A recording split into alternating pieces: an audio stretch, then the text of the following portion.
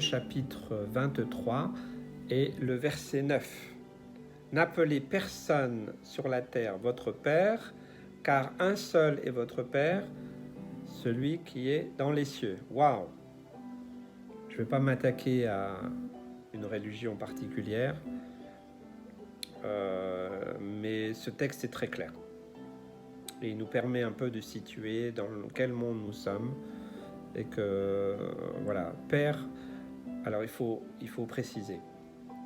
Le sens, on a le droit bien sûr d'appeler quelqu'un père, si c'est notre père, si c'est votre père, vous appelez papa, voilà, Abba, suivant voilà, les cultures, les langues et autres, voilà. Mais ce dont il est question là, dans ce texte, dans les paroles de Jésus, c'est le Père qui a envoyé Jésus.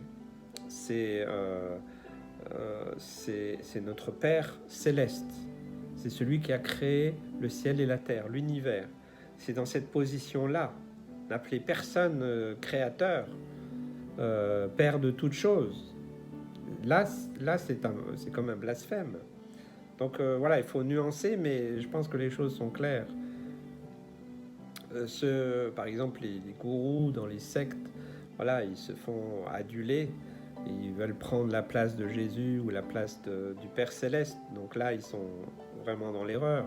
Il peut y avoir aussi dans certaines religions, certains qu'on appelle aussi de titres honorifiques qui veulent voler la gloire de Dieu.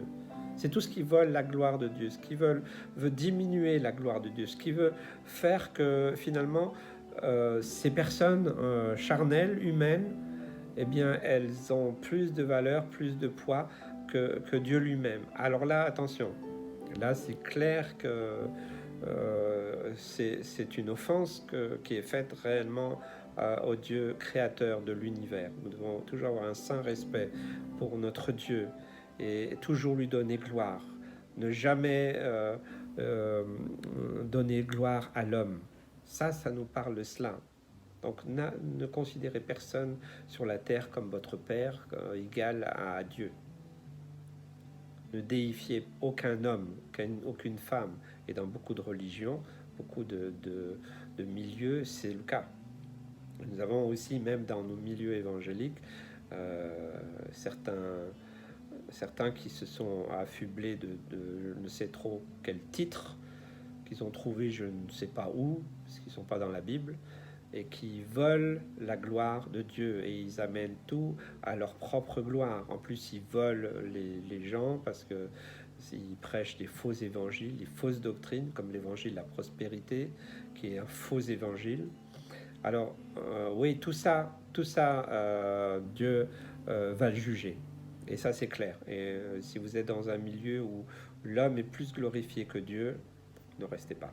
C'est qu'il y a une dérive, et que ce texte que Jésus a donné, eh bien, en fait, qui est la parole de Dieu, eh bien, n'est pas respecté. Donc, ce qui n'est pas biblique, eh bien, on ne doit pas continuer à alimenter. Peu importe la personne, la valeur de la personne, peu importe si elle est super géniale, originale, que ce soit le plus grand des pasteurs, de ce que vous voulez, ça, aucune espèce d'importance. Si nous plaçons ces hommes au même titre que Dieu, et que ces hommes sont plus glorifiés, plus écoutés. Vous savez, aujourd'hui, il y a une quantité de ministères, entre guillemets, parce qu'ils se sont autoproclamés pour moi, eh bien, n'ouvrent même plus la parole de Dieu.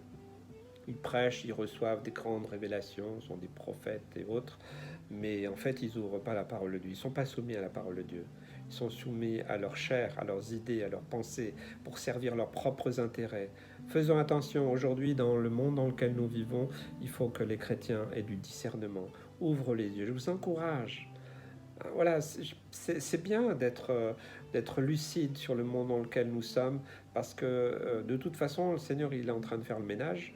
Et puis, nous aussi, nous n'avons pas à cautionner ce genre de comportement. Que Dieu vous bénisse, vous aide, vous encourage à tenir bon.